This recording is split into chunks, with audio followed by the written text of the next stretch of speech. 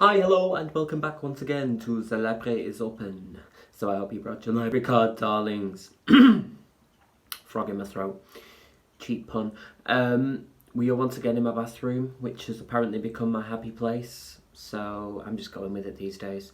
Got my hair done up in a little pony now. I've now reached the stage of lockdown where I can tie my hair up, which reminds me of being a teenager again, which is kind of lovely.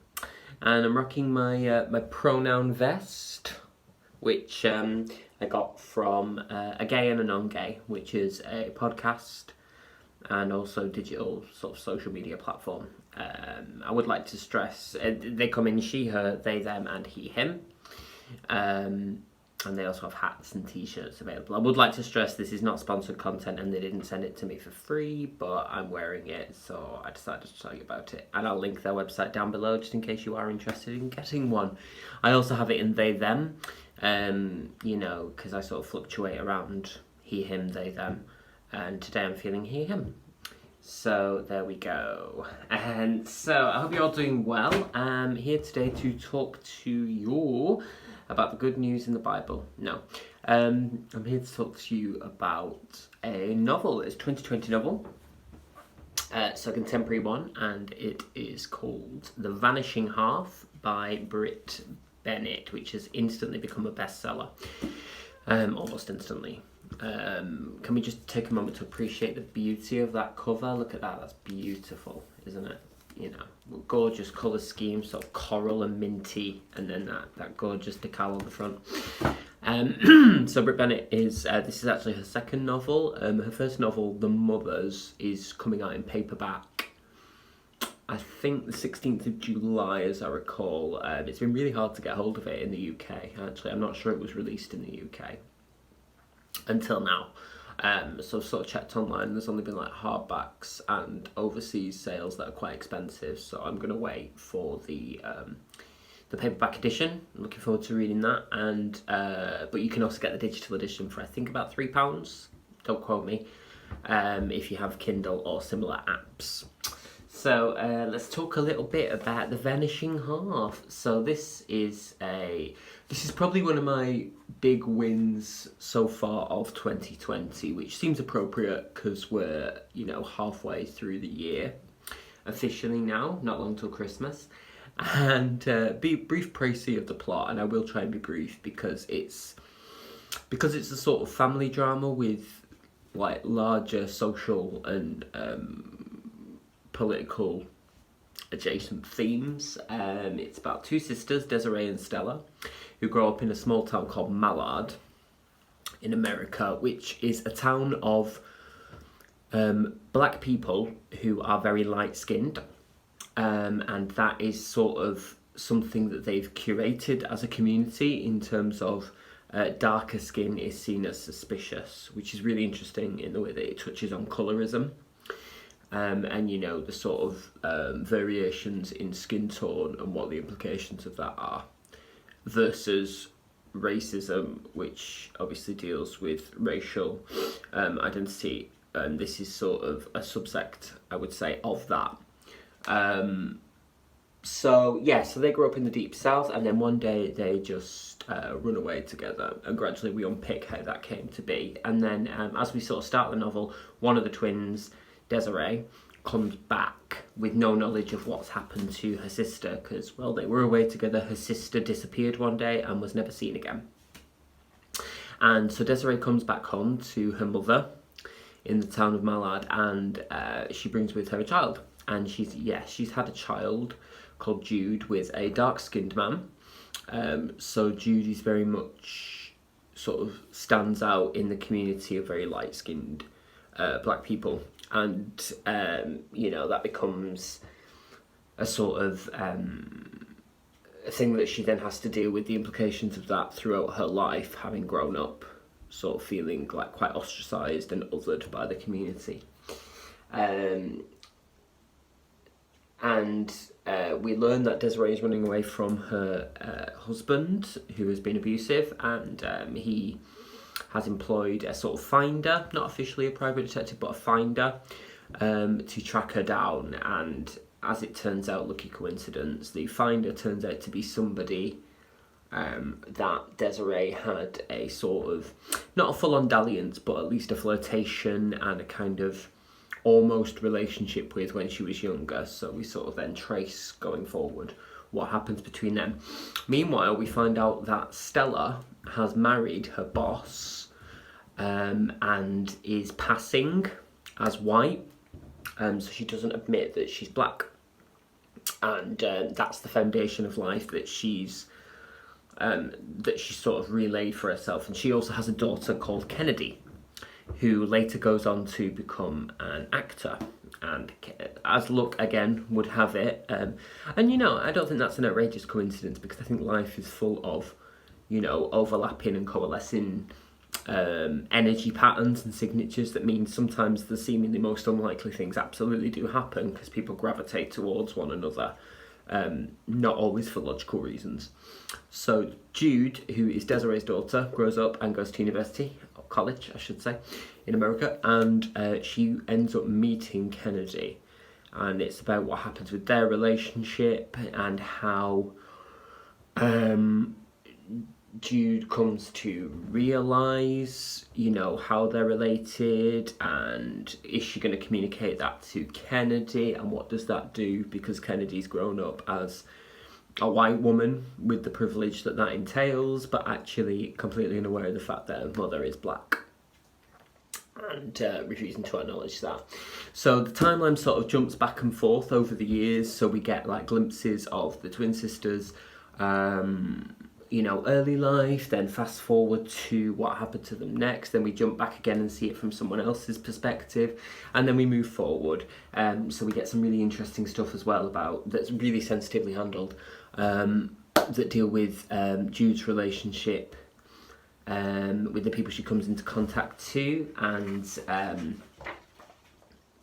she, you know, sort of how she negotiates those both familial and community relationships. Where's the bit I wanted to mention? Do you know when you put a mark in a book to come back to it and you're like, where's the mark? Anyway, suffice it to say that it's sort of about that idea of, you know, all the characters going through this process of constant becoming and unbecoming, and you know, we sort of lead up to this idea of what it will look like if all these people come to have the same sort of shared knowledge and recognise their lineage and shared pasts and futures and what that does. But what Brit Bennett does beautifully is that she doesn't ever just give us what we want for the sake of resolution of story, because there's a great, when the story ends, and I'll say this without spoilers, there's a wonderful sense of ... you know, we're not sure, like things have been sort of short term resolved, but in the long term obviously things don't work that way. Life constantly goes on and it doesn't have a full stop. So, you know, we don't finish with a literal ellipse, but still looking now. I'm also smelling because it smells great. And you know, I think it's about, you know, these sort of quite messy stories whereby, you know, the process of resolution, of, you know, reparation, is always going to be a much longer process and constant negotiation than can be wrapped up quickly.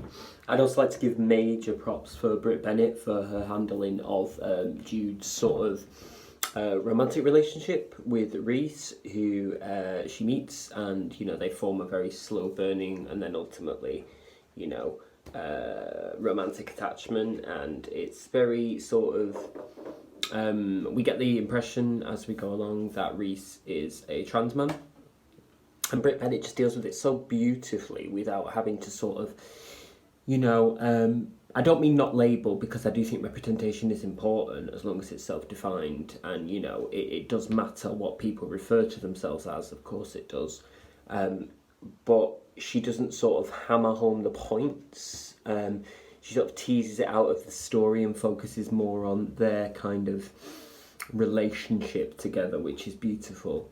And she does that in many ways as well, in the way she deals with potentially quite fiery situations. So there's, for instance, there's a scene with Stella and a black family moving across the street. Bearing in mind Stella's still passing as white, and they sort of have this protracted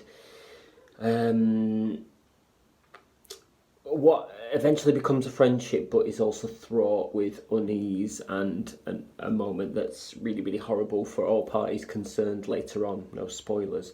And it's sort of about how Stella negotiates the truth of her own identity versus this sort of facade that she's created around herself. And when she comes up against Loretta and Loretta's, you know, husband and daughter, and then, you know, that's really put to the test.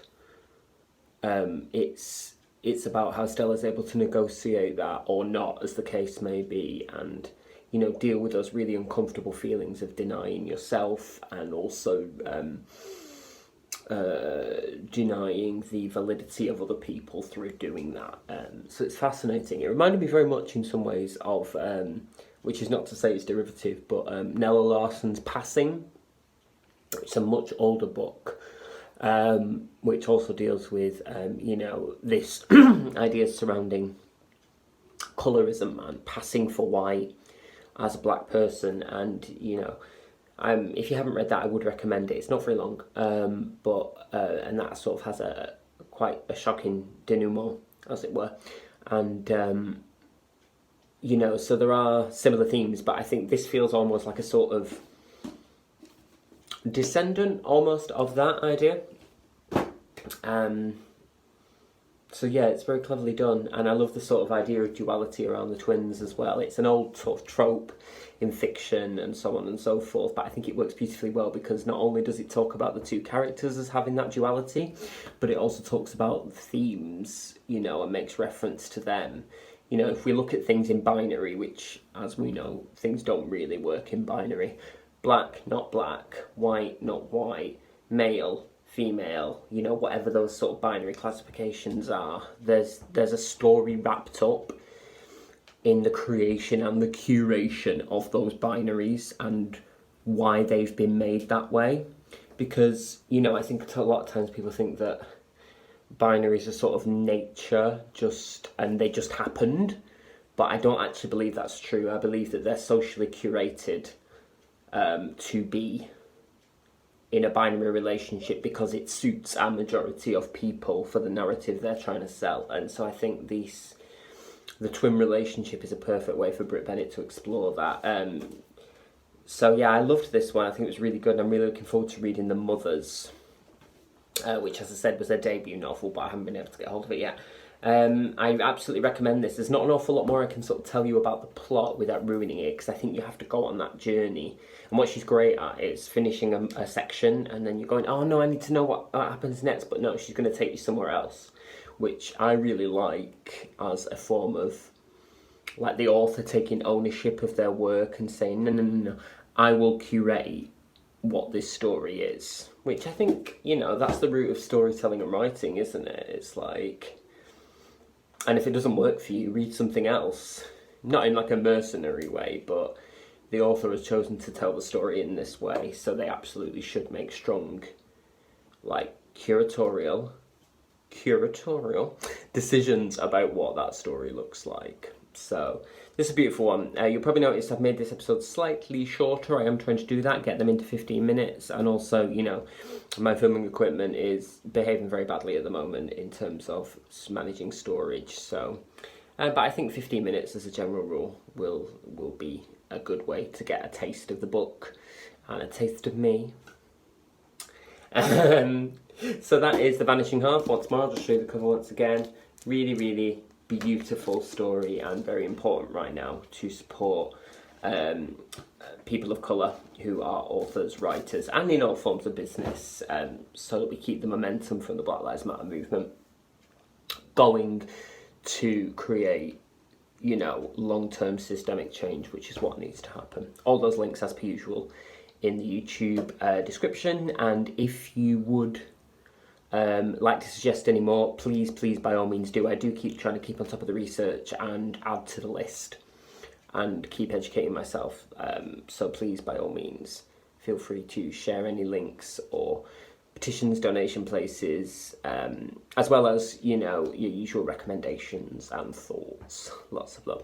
Our next episode is going to be something of a slight departure. I will be discussing not one particular book, but a series, The Babysitter's Club, ultimate vintage 80s fantasy from my childhood, Oeuvre, as it were, by Anne M. Martin, and also the brand new Netflix adaptation, which is now available on the Netflix. I'll be talking about them both as a kind of cultural phenomena and also what they meant to me. So if you haven't read any of those, maybe check them out. They're available widely, secondhand or digitally. And if you haven't seen the Netflix series yet, by all means do have a gander, because it's really, really well done. Spoiler. All right, my darlings, put those library cards away nice and safe, somewhere waterproof, because once again, we cannot predict the weather right now. Take care of yourselves, take care of your books, keep sniffing those pages, and I will see you in the next episode. Lots of love. Mwah.